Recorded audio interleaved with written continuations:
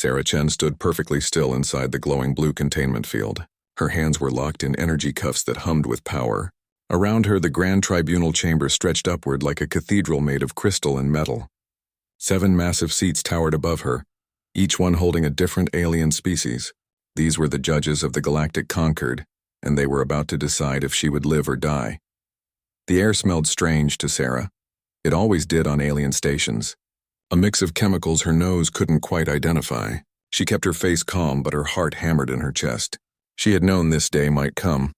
She just hadn't expected it to come so soon. High Arbiter Velthor leaned forward in his seat. He was a crystalline, his body made of living glass that reflected the chamber's lights in rainbow patterns. When he spoke, his voice echoed like wind chimes. Captain Sarah Chen of Earth, you stand accused of catastrophic interference with established economic systems. You destroyed the Kepler station and released 12,000 assets belonging to the Korthax Consortium. How do you plead, assets? They called them assets. Sarah's jaw tightened. They were people. Slaves. I freed them. A rippling sound came from the Korthax representative, a being that looked like an oil slick given shape. Lies. They were legal property purchased according to Concord law. This human destroyed billions in legitimate business operations. Sarah wanted to scream. She wanted to tell them about the children she had found in cages, about the scars on their bodies, about the fear in their eyes. But she had already said all of this. They didn't care. Ambassador Marcus Webb sat in the lower section reserved for witnesses. He was human like her, but his expensive suit and perfect hair made him look like he belonged to a different species entirely. He had been trying to save her for 3 weeks now. Sarah could see the defeat in his eyes. He knew how this would end. The evidence is clear, Velthor continued. He waved one crystalline hand and holographic images filled the air. Sarah's ship, the Wandering Star, firing on Kepler Station. Explosions blooming in the dark. Escape pods launching in every direction. You admit to these actions? Yes, Sarah said. I'd do it again. A murmur ran through the chamber. Several of the tribunal members shifted in their seats. One of them, a being covered in feathers that changed color with emotion, spoke up. The human shows no remorse. She endangers the very foundation of our legal system. Your legal system protects slavery, Sarah shot back. You have laws that say it's okay to own people, to breed them like animals, to kill them if they try to escape. What kind of civilization builds laws like that? Velthor's crystalline body flashed red. Anger. Human morality is not relevant here. 47 species in the Concord practice. Various forms of legal servitude. These traditions existed for thousands of years before your species learned to leave your planet. You have been members of the Concord for only 50 years. You do not get to decide which of our laws are acceptable. Sarah felt the words like a physical blow. Humanity had been so excited to join the galactic community. First contact had happened when she was just a child. She remembered watching the alien ships land on Earth, thinking that surely beings who could travel between stars must be wise and good. But space, she had learned, was just as full of cruelty as Earth had ever been. Maybe more. The tribunal has reviewed all evidence, Velthor announced. We have heard testimony from witnesses. We have examined ship logs and communications. Captain Chen, you violated the Non-Interference Treaty, Article 7, Section 12. You destroyed property worth 4 billion Concord credits. You endangered diplomatic relations between Earth and the Korthax Consortium. I saved 12,000 lives, Sarah said quietly. You destroyed 12,000 assets. The Korthax representative hissed. Velthor stood. His crystalline body caught the light and threw it across the chamber in sharp angles. This tribunal finds you guilty of all charges. The sentence is neural dissolution. Your mind will be erased. Your body will be recycled. You will cease to exist in any meaningful form. Sarah's breath caught. She had known execution was possible, but hearing the words made it real. Neural dissolution wasn't just death. It was the complete destruction of everything she was. Her memories, her personality, her soul, if such a thing existed. Nothing would remain. Ambassador Webb jumped to his feet. You can't do this. She's a hero. She saved thousands of innocent beings. She is a criminal, Velthor said coldly. And her execution will remind your species that Concord law applies to everyone. Guards, prepare the dissolution field. 2 guards in armor approached Sarah's containment field. They carried devices that looked like rifles but hummed with a different kind of energy. Sarah's hands clenched into fists. She wouldn't beg. She wouldn't give them the satisfaction. The guards raised their weapons. Energy built in the air, making Sarah's hair stand on end. She closed her eyes and thought of the children she had freed. At least she had done that. At least some good had come from her life. Then the floor began to shake. Sarah's eyes snapped open. The guards stumbled backward. All around the chamber, aliens cried out in surprise and fear. The shaking grew stronger like an earthquake, but they were in space. Stations didn't shake like this. Belthor gripped his seat. What is happening? Security, report. But no one answered. The shaking continued, and now a sound joined it. A deep grinding like metal moving against metal after centuries of stillness. It came from below, from beneath the tribunal chamber's floor. Golden light suddenly blazed upward. Sarah threw up her hand to shield her eyes. The light came from cracks appearing in the floor, spreading like a spiderweb across the ancient metal. The grinding sound grew louder, and Sarah realized what she was hearing. Something was opening. Something beneath the chamber that had been sealed shut for a very long time. The vault, someone whispered. Sarah didn't see who. Everyone was staring at the floor. The entire center section of the chamber began to sink, revealing a space beneath. The golden light grew brighter, almost blinding. Sarah's containment field flickered and died. She stumbled forward, free for the first time in weeks. But she didn't run. She couldn't look away from what was rising from below. It was an obelisk, taller than Sarah, made of crystal that seemed to contain entire galaxies within it. Symbols covered its surface, writing in a language Sarah didn't recognize. The obelisk rose smoothly, silently, until it stood in the center of the chamber. The golden light came from within it, pulsing like a heartbeat. Impossible, Velthor breathed.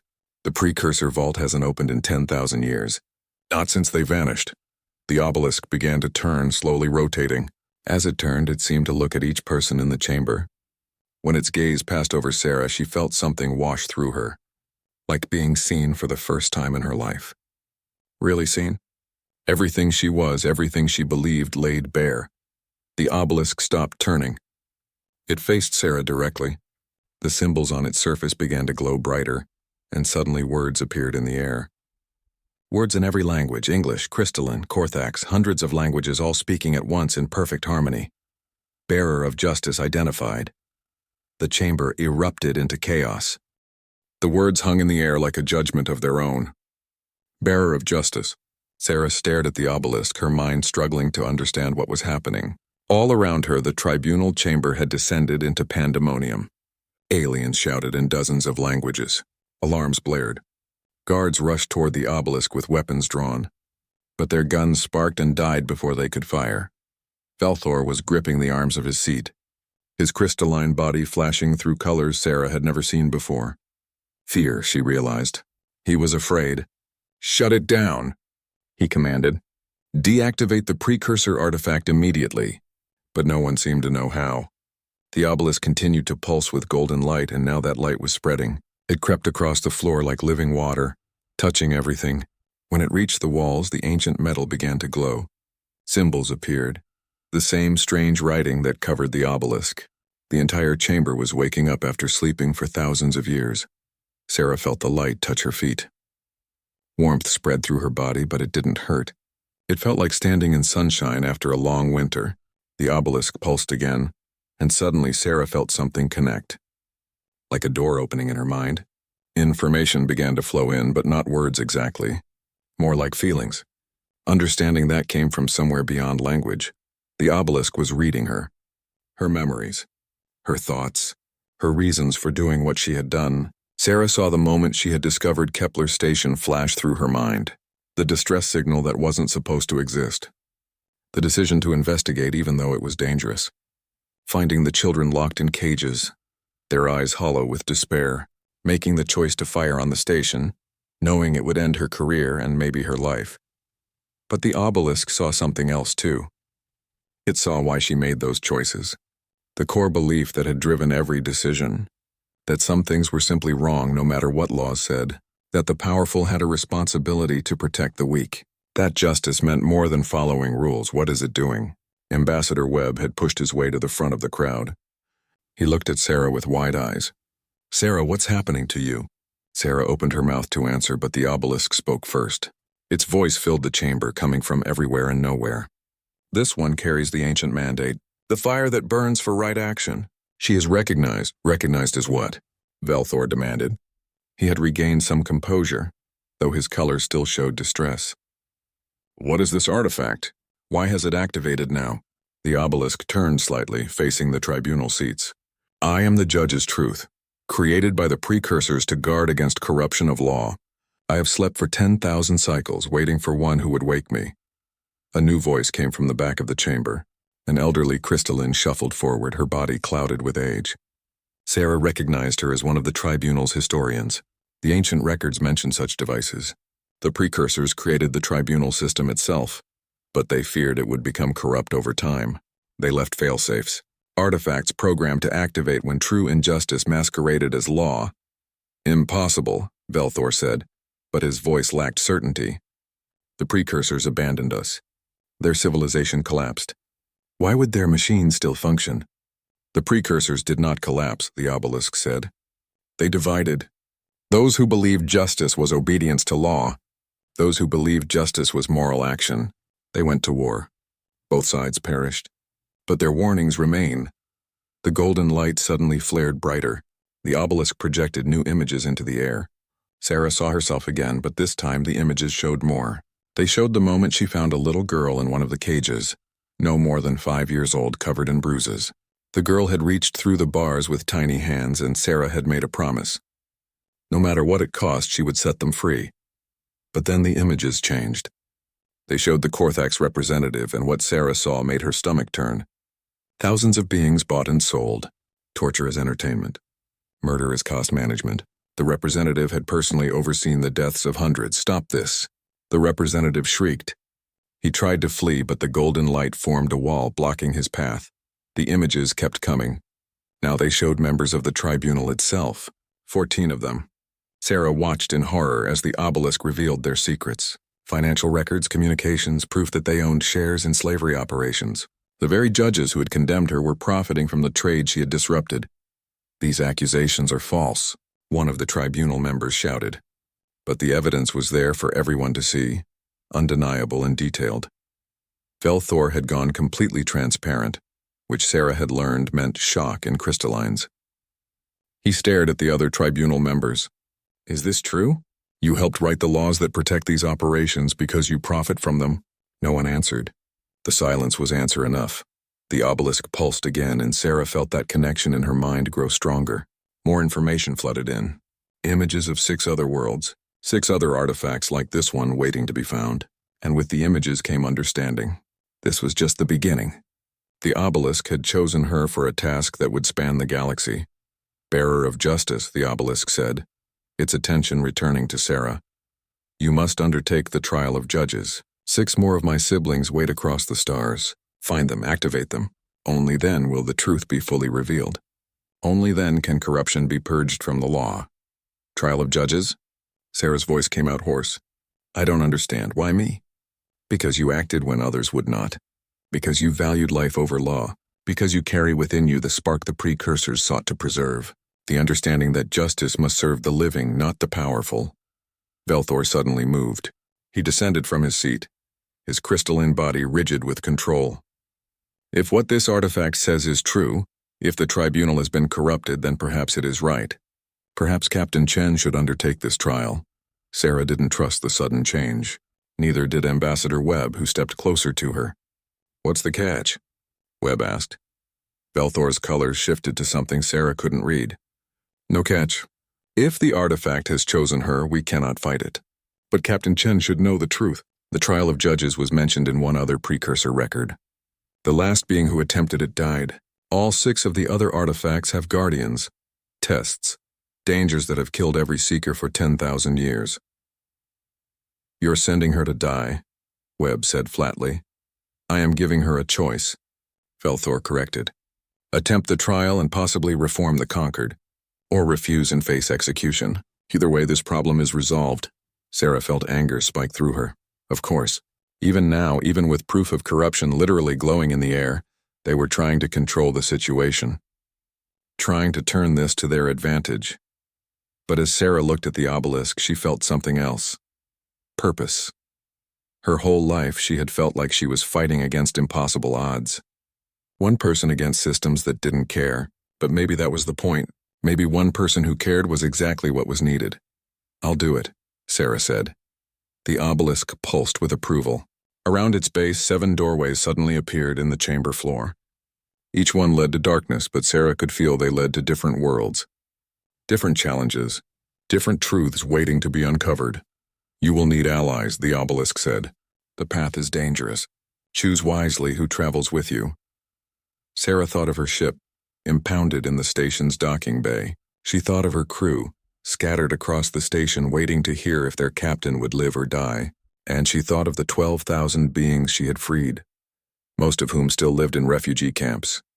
Afraid the Concorde would recapture them. "Then I know where to start," Sarah said. The obelisk began to sink back into the floor. As it descended, its voice echoed one final time.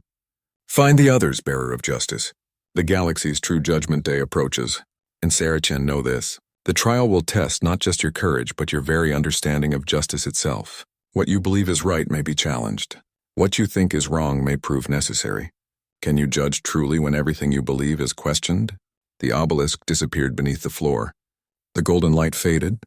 The chamber fell silent except for the sound of tribunal members arguing among themselves, accusation and denial mixing in a chaos of voices. Sarah stood alone in the center of the chamber, feeling the weight of 6 worlds pressing down on her shoulders. She had come here expecting to die. Now she had been given something far more difficult than death. She had been given responsibility for the future of galactic justice itself. Ambassador Webb touched her arm gently. "Sarah, you don't have to do this. We can fight the execution order. Earth will support you." Sarah shook her head. "No, Marcus. This is bigger than me, bigger than Earth. That thing showed me things. The precursors left these artifacts because they knew what would happen. They knew that any system of law, no matter how good it starts, will eventually be corrupted by those it's supposed to control." She looked up at the tribunal seats, at the aliens who had been ready to erase her from existence. "Someone has to fix it. Might as well be me." "You'll be killed," Webb said softly. Sarah managed a tired smile. "Probably, but at least I'll die trying to do something that matters." She turned toward the exit. Guards moved to block her path, but Velthor waved. Sarah woke up 3 days later in a medical bay that smelled like antiseptic and something floral she couldn't identify. Her head felt like someone had filled it with broken glass. When she tried to sit up, pain shot through her skull and she gasped. "Easy," a voice said. A human voice, speaking English with a Japanese accent. "The artifact did something to your brain. The doctors say you're lucky to be alive." Sarah blinked until her vision cleared. A woman in a white coat stood beside the bed. She was younger than Sarah, maybe 30, with short black hair and intelligent eyes behind wire-rimmed glasses. "Who are you?" "Dr. Yuki Tanaka, xenoarchaeologist. I study precursor artifacts, which apparently makes me qualified to babysit humans who get touched by ancient alien technology." She smiled, but it didn't quite reach her eyes. "How do you feel?" "Like, I stuck my head in a particle accelerator," Sarah muttered. She carefully touched her temple.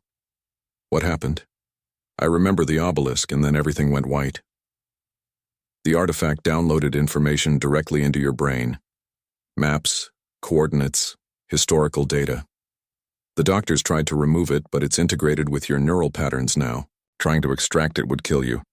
Dr. Tanaka pulled up a holographic display. "But that's not the weirdest part. Show her K7. A new voice filled the room, artificial but somehow warm. "Captain Chen, I am K7, your ship's AI.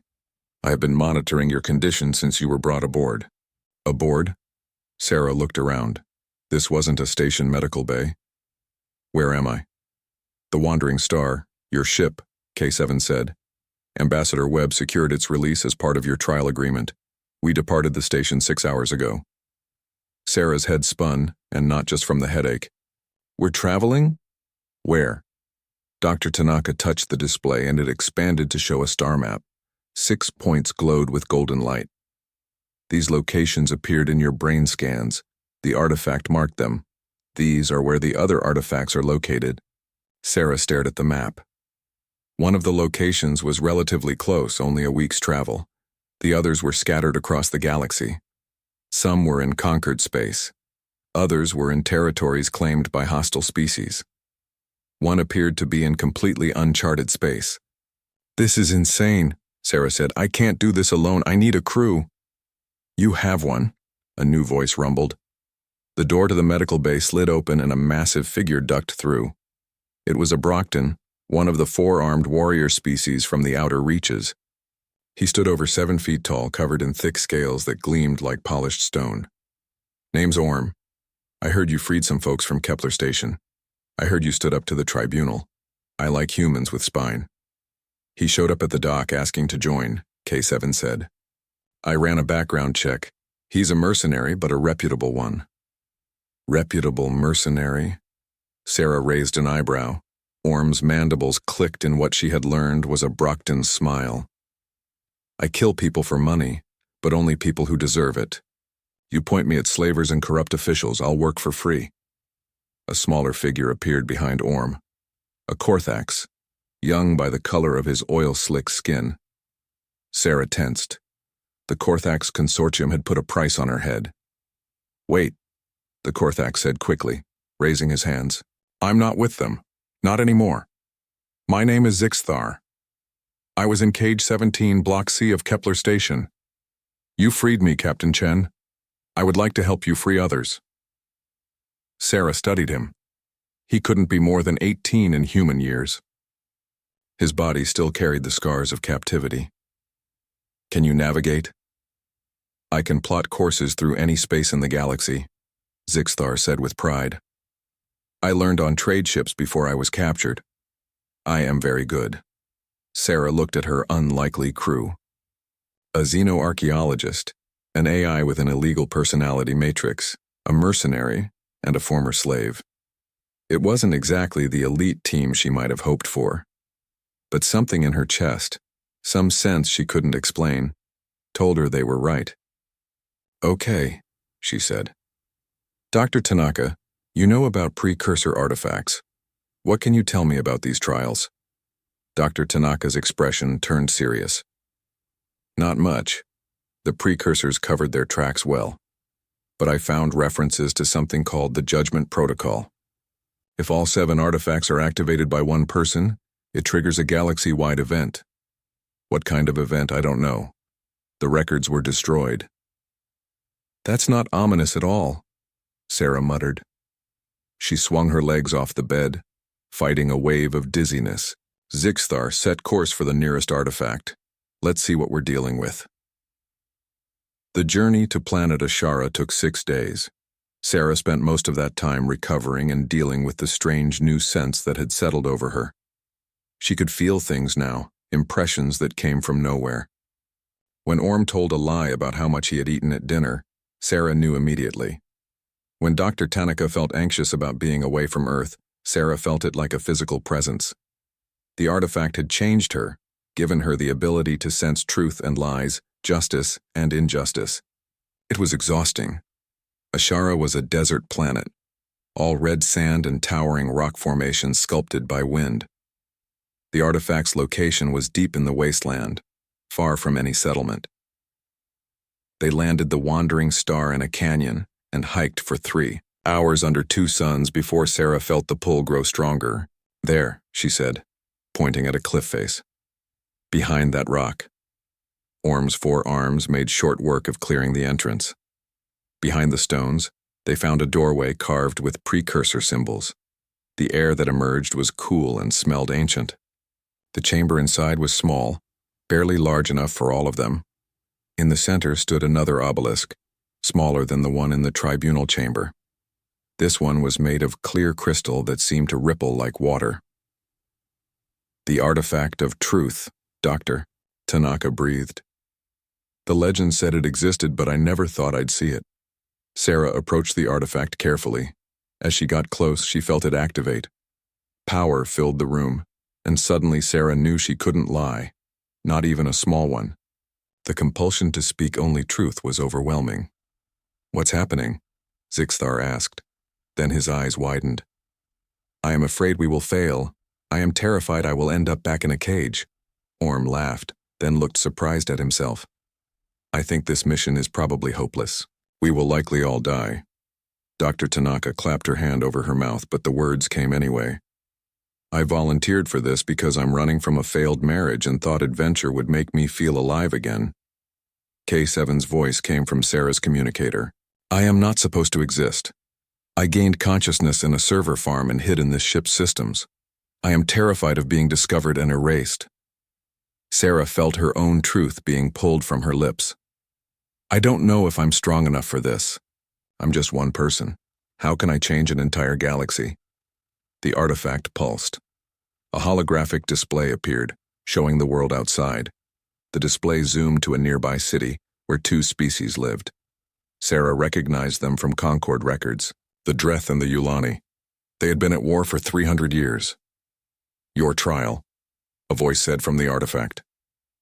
Negotiate peace between those who have forgotten how to trust. But you may speak only truth.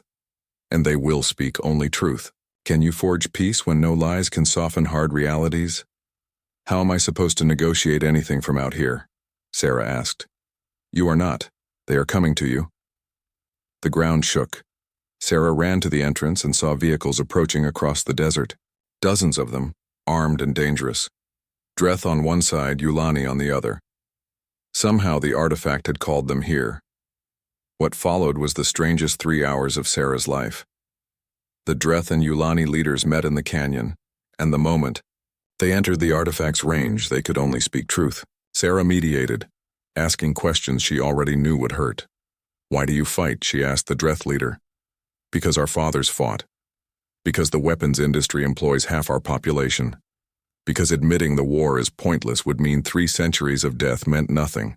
The Yulani leader's turn. Because we are afraid of being seen as weak.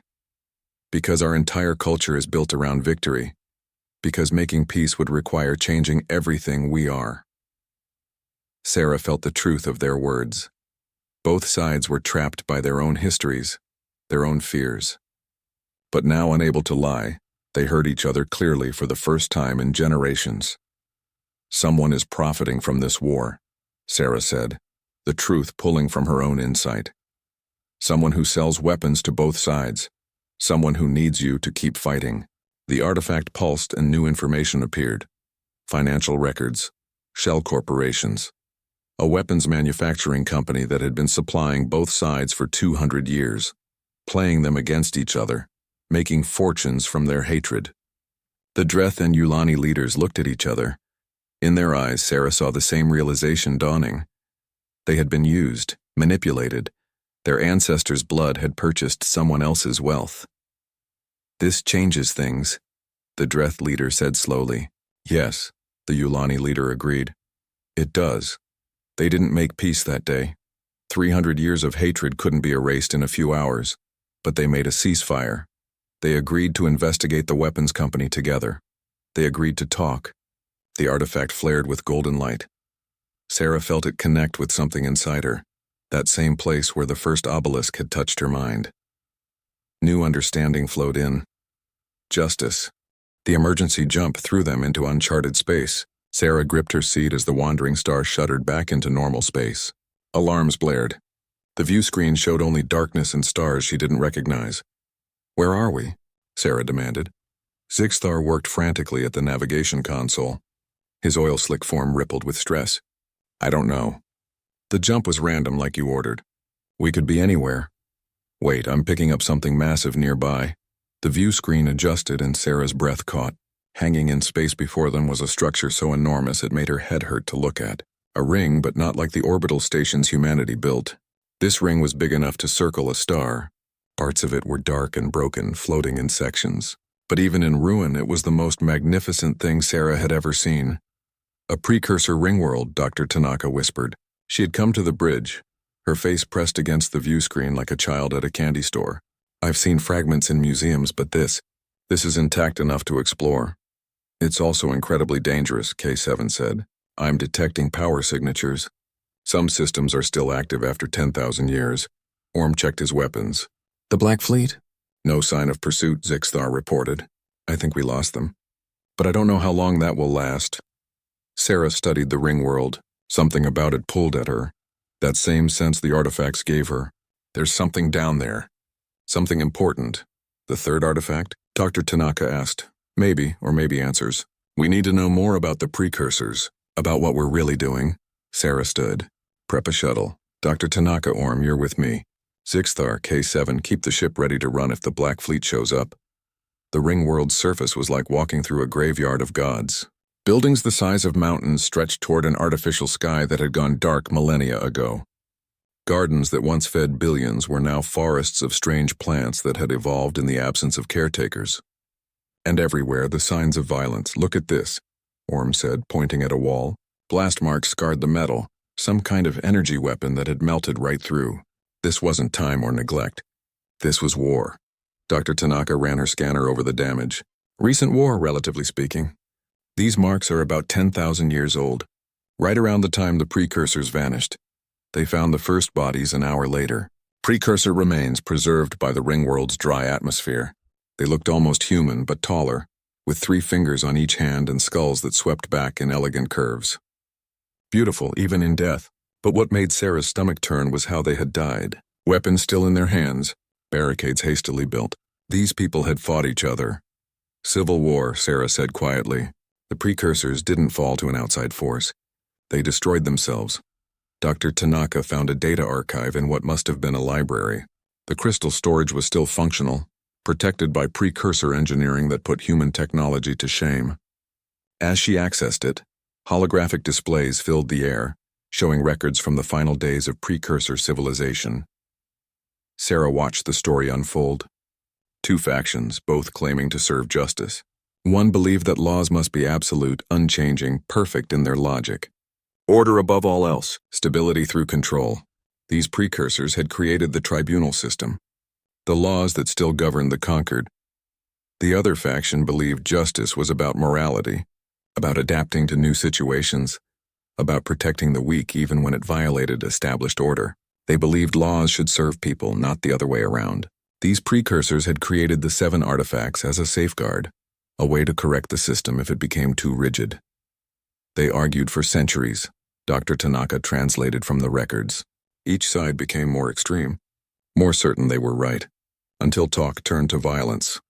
The holographic displays showed cities burning, precursor fighting precursor, weapons that could crack planets being turned on their own worlds. In the end, both sides had nearly exterminated each other. The survivors had scattered to different parts of the galaxy and eventually died out completely. Their great civilization gone, all because they couldn't find balance between law and morality. This is what the obelisk meant, Sarah said, understanding dawning like cold water. The precursors destroyed themselves through extremism. They're warning us not to make the same mistake. Orm sat down heavily on a piece of rubble. So what does that mean for your mission? If activating all 7 artifacts is following the path of one of these factions, won't that just repeat their mistake? Sarah didn't have an answer. She wandered through the ruins, thinking. The precursors had failed because they couldn't compromise. They had split into us versus them, right versus wrong, until there was no middle ground left, just destruction. She found the 3rd artifact in what must have been a courtroom. The room was circular, with seats arranged so everyone could see everyone else. The artifact stood in the center, made of a crystal that shifted colors like an oil slick. As Sarah approached, it activated.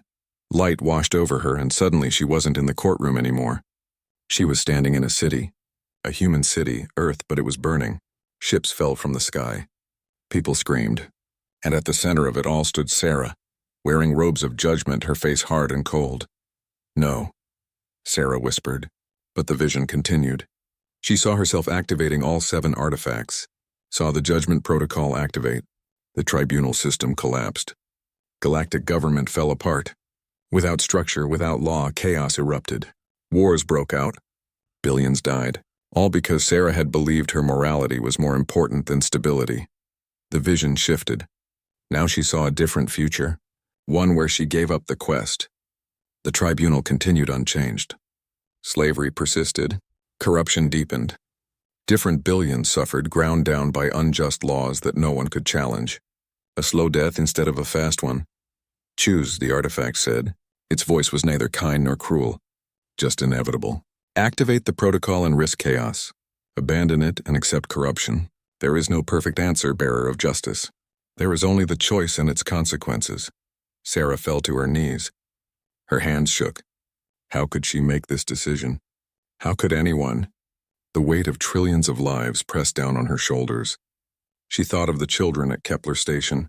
She thought of the precursors who had destroyed themselves. She thought of Velthor's warning that sometimes rigid law was all that prevented collapse. I don't know what to do, she admitted. Tears ran down her face. I'm just one person. I don't have the right to decide for everyone. And yet you must, the artifact said. This is the trial. Can you bear the weight of judgment? Can you choose knowing both paths lead to suffering? Sarah's crew found her hours later, still kneeling before the artifact. Orm gently lifted her to her feet.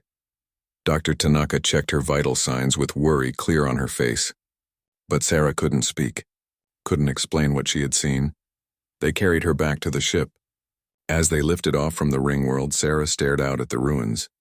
The precursors had been so much more advanced than humanity, so much wiser. And they had still failed. What chance did she have? That night, Sarah couldn't sleep.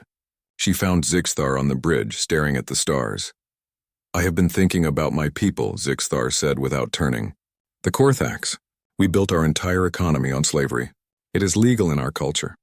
For thousands of years, we have told ourselves it is acceptable, but when you freed me, Captain, I understood. The law was wrong. My people were wrong. How do we change something so deeply rooted in our civilization? I don't know, Sarah said honestly, but you are trying. That is more than most would do. Zixthar finally looked at her. I was in that cage for 2 years. Every day I prayed someone would help. No one came. The law said I was property. The law said what was happening to me was acceptable. Then you came. You broke the law to save us. That matters, Captain. Whatever happens, that matters. Sarah felt something shift inside her. Maybe that was the answer. Not perfection. Not certainty. Just the willingness to act when action was needed. To try, even knowing you might fail. The next morning, they detected the Black Fleet approaching. Dozens of ships closing fast. Sarah stood on the bridge watching them come. The third artifact had not activated. She had not completed its trial, but she understood now what she had to do. K7, open a channel to the flagship, Sarah ordered. Velthor's crystalline face appeared on the screen, but something was different. His colors were muted. His voice lacked its usual authority. Captain Chen, you must stop this quest. The tribunal is falling apart. Half the members have been arrested for corruption. Species are threatening to leave the Conquered. You've started something that cannot be controlled. Good, Sarah said. It shouldn't be controlled. That's the whole point. You don't understand. Without the tribunal, there will be chaos. War. Suffering on a scale you cannot imagine. And with the tribunal as it is, there's already suffering. Just quieter. Just hidden by laws that protect the powerful. Sarah leaned forward. Velthor, I've seen what happens when justice becomes too rigid. I've seen the precursor ruins. I know the danger. But I've also seen what happens when we accept injustice because we're afraid of change. So you'll activate all 7 artifacts? Trigger the judgment protocol? I don't know yet, Sarah admitted. But I'm going to find all 7 first. I'm going to complete the trials. And when I understand, the next 3 months were the hardest of Sarah's life. News from Earth came in desperate bursts. Human colonies were holding, but barely. The Concord blockade was strangling trade. People were dying, and with each death, Sarah felt the weight grow heavier. But she couldn't stop. Not now. The 4th artifact waited on Terminus, an ice moon orbiting a dying star. The cold there was absolute, cold enough to freeze atmosphere into snow. Sarah went alone, leaving her crew on the ship. This trial, she knew, was personal. The artifact was buried in ice caves that glowed with their own light. As Sarah approached, the temperature dropped even further, but it wasn't physical cold. It was something deeper. Fear made manifest. The artifact activated and Sarah's worst nightmares came to life. She saw Earth burning, destroyed because of her choices. She saw her crew dead, killed by her failure. She saw herself becoming exactly what she fought against, a tyrant who enforced her version of justice with an iron fist. Every fear she had ever had, every doubt, every moment of weakness, they all became real in the ice around her. Sarah wanted to run, Every instinct screamed at her to escape. But she had learned something on the ring world. Sometimes you had to face the fear of failure and act anyway. Justice required courage, not certainty. She walked through the nightmares, let them wash over her, accepted that yes, she might fail. Yes, people might die because of her. Yes, she might become the villain in her own story. But the alternative was doing nothing while injustice continued. The fourth artifact blazed with light and joined the others in her mind. 4 down. The fifth artifact was hidden in a black hole research station, abandoned centuries ago. Dr. Tanaka nearly wept with joy at the ancient precursor library they found there. Information on every subject imaginable. Technology that could solve hunger, disease, war. And, Sarah realized with sick understanding, information on how to defeat her enemies, how to destroy Krell's fleet, how to force the conquered to submit. The temptation was overwhelming. With this knowledge, she could save Earth today. She could end the blockade. She could make everyone see she was right. But that wasn't justice. That was conquest. Instead, Sarah studied the sections on peace, on rehabilitation, on restorative justice and healing. She learned how the best precursor societies had handled conflict, not through domination, but through understanding. When she finally left the library, the fifth artifact activated. Wisdom, it taught her, was knowing when not to use your power. 5 down, 2 to go. The sixth artifact was the hardest to reach. It was hidden beneath the tribunal headquarters itself in the conquered capital. Getting there meant infiltrating the most heavily guarded place in the galaxy. They got help from an unexpected source. Velthor contacted them secretly, sending schematics and access codes. "I may not agree with your methods, Captain Chen," his message said, "but Krell has gone too far. He is preparing to exterminate your species. That is not justice. That is genocide. Stop him." The infiltration was a nightmare. Sarah and Orm fought their way through security while Dr. Tanaka and Zixthar hacked systems from the ship. They found the artifact in a vault that hadn't been opened since the tribunal was built. The sixth artifact was different from the others. It showed no mercy. It exposed every crime, every lie, every corruption, not just in the tribunal but in Sarah herself. She saw her own failures in harsh detail. Times she had been cruel, times she had been wrong. Times she had let pride or anger guide her instead of compassion. The artifact judged her as harshly as it judged anyone, and Sarah felt shame burn through her. But she also understood. This was the point. Justice had to apply to everyone, including the judge. No one was above being held accountable. The sixth artifact activated. 6 down. 1 to go. By the time they fought their way back to the ship, alarms were screaming throughout the capital. Krell knew they were there. The Black Fleet mobilized, and Sarah realized with cold certainty that the final confrontation was coming. They raced back to the original tribunal chamber, the place where this had all started. The seventh artifact waited there, the great obelisk that had first called her bearer of justice. But Krell had gotten there first. The High Inquisitor stood before the obelisk with his personal guard. He was a Skreth, a species that looked like walking mantises, all sharp angles and predatory grace.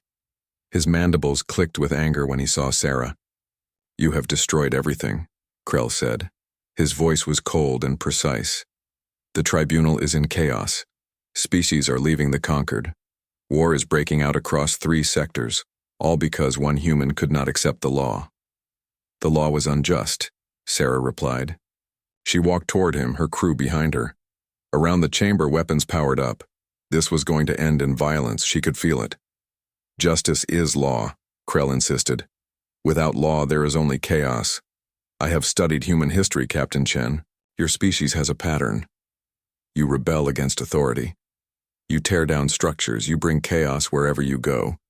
You call it freedom, but it is simply destruction." "Some structures deserve to be torn down," Sarah said. "When they protect the powerful and crush the weak, when they call slavery legal and mercy a crime, then yes, they should be destroyed. Even if it costs billions of lives?" Krell gestured at the screens around the chamber, showing footage of conflicts breaking out across the galaxy. This is your doing. This suffering is because you refuse to accept your place. Sarah felt the weight of those images. Krell was right in a way. Her actions had started this. But she thought of the children at Kepler Station, of Zixthar in his cage, of all the beings suffering under laws that called their pain acceptable. You're offering me a choice, Sarah said. Give up now, submit to execution, and you'll call off the attack on Earth. Let humanity live in exchange for my life. Krell's mandibles spread in what might have been a smile. Yes, it is the logical solution. One life for billions. Isn't that justice? Sarah looked at the seventh artifact. At the obelisk that had started everything, she felt the other 6 artifacts connected to her waiting. She was so close. One more activation and the judgment protocol would be complete. Whatever that meant, whatever it would do, it would change everything. But Krell had ships surrounding Earth. He had the power to exterminate her entire species. If she refused his offer, humanity might die. If she accepted, corruption would continue. The same choice the third artifact had shown her. But now it was real. I'm not the one who needs to make that choice, Sarah said. She reached out to the seventh artifact. You are. The obelisk blazed with light. Power filled the chamber so intense that everyone shielded their eyes. The 6 other artifacts across the galaxy activated simultaneously, their light visible from space. All 7 began to pulse in rhythm like a heartbeat. Sarah felt them connect through her, felt the judgment protocol activate. Energy flowed through her body, through her mind, through something deeper than either. The obelisk spoke, its voice, filling not just the chamber but every ship, every station, every planet in conquered space. Judgment protocol activated. Processing. Holographic displays erupted everywhere. Every screen in the galaxy, from the smallest personal device to the largest station monitor, showed the same thing. Evidence, crimes, corruption. The artifacts were broadcasting everything they had recorded. Every slave trade, every bribe, every murder covered by law, the Korthax Consortium's atrocities, the tribunal members' financial crimes, the weapons dealers profiting from the Drethulani War. But the artifacts didn't stop there. They showed human crimes too. Every violation of treaties, every act of aggression, every time humanity had hurt others. The records were complete and merciless. Krell tried to shut it down, but the precursor technology was beyond anyone's ability to stop. The truth kept coming, hour after hour. The galaxy watched its own sins laid bare, and then the artifacts showed something else. Acts of kindness, moments of sacrifice, times when beings of every species had chosen compassion over law, mercy over revenge, protection of the weak over personal gain. The good was shown alongside the bad, complete and undeniable. Finally, the artifacts spoke their judgment. No species is innocent, no species is wholly guilty. All have committed wrongs. All have shown mercy. Therefore, no species shall judge alone. The tribunal system didn't collapse, it transformed. The artifacts released a program that the precursors had designed, a new structure, rotating multi-species tribunals, mandatory ethics reviews, protection for those who reported injustice. And most importantly, certain laws were now unchangeable. No slavery, no genocide, no laws that removed basic rights from any sentient being. The artifacts also did something unexpected. They selected other beings across the galaxy. Individuals, from different species who had shown the same qualities Sarah had. The willingness to act for justice even at personal cost. These beings became justice bearers like Sarah. A network of people who could sense injustice and who had the authority to challenge it. Krell stared at the screens in shock. His fleet, receiving the same information, was in disarray. Many of his officers were refusing orders, having seen the evidence of crimes committed in the name of law. This is chaos, Krell whispered. No, Sarah said gently. This is accountability.